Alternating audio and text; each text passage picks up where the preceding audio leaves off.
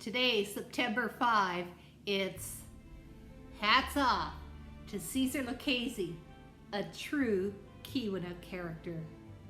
Listen and learn more. It was the morning of September 5, 1957, when people in Michigan woke up to learn that Caesar Lucchese's South Range had died. His love for transportation is well documented, whether it's cars, buses, or of course planes, although he never got to captain one of these modern jets like another relative we know. But today I'd like to just take a moment and honor his memory. And I think the best way to do that is by sharing something that someone else wrote.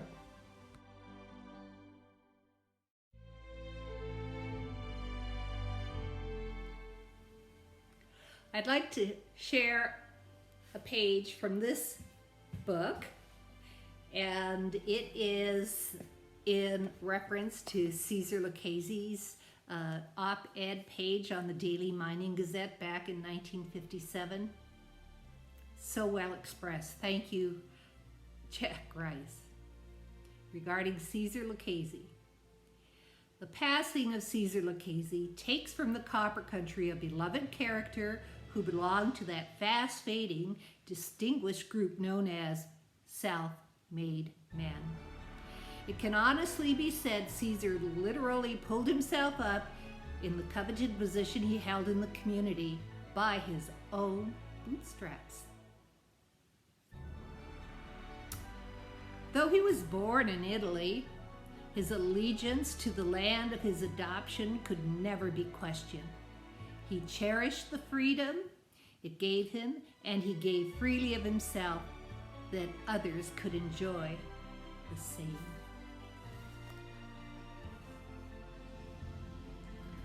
In the heyday of his manhood, he was huge of stature with a heart to match.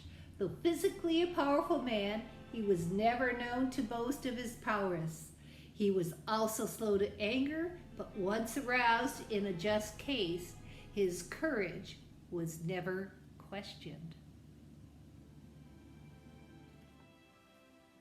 He was possessed of a jovial disposition. Caesar enjoyed life, and his 80 years were fortified by many friendships. He put a high value on his friendship and was always prompt to go to a friend in adversity. He felt a friendship was a responsibility, never an opportunity. That friendship, like love, is the most important bread and butter of life. Caesar had a philosophy that of all the advantages which come to a young man, he believed being born in humble circumstances is the greatest.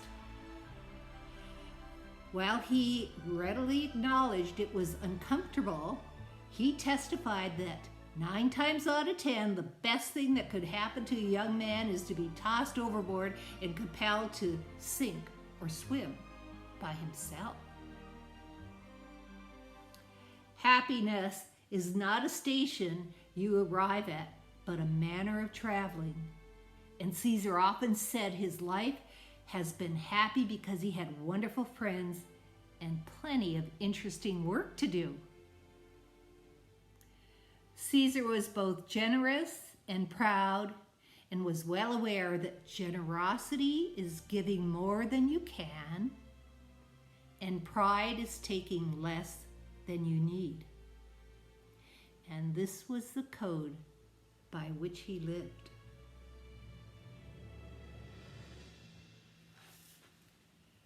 And here's the message I would like to leave with you viewers today. A message that I came across recently because I've had time to go through files written by Caesar's baby of the family, Norma, my mother, yes, 34 years ago in a letter she wrote, and it touches my heart today, and it will motivate me for tomorrow. She writes, I want you kids to have some idea of your heritage. Things that are second nature to me are remote memories to you kids. And like Lisa, the baby of the family, she may not even remember any of it. The message rings clear to me, and I hope resonates with you. Get out a pencil, get out some paper, go through those photos, write something down for that next generation.